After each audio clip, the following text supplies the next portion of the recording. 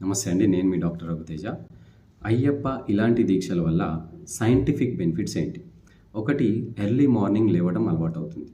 రెండోది, మార్నింగ్ లేచి చల్లనీటి స్నానం చేయడం వల్ల కోల్డ్ షవర్ బాత్ అనేది యాంటీ ఇన్ఫ్లమేటరీగా పనిచేస్తుంది. బ్లడ్ వెజల్స్ని డైలేట్ చేసి టిష్యూస్కి ఆక్సిజన్ సప్లై పెంచుతుంది.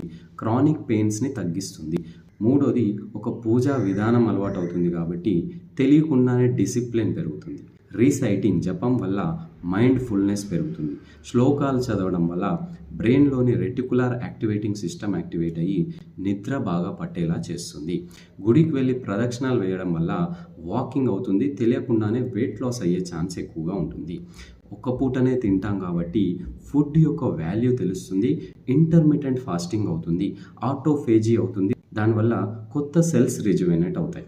తర్వాత నైట్ తొందరగా పడుకోవడం అలవాటు అవుతుంది.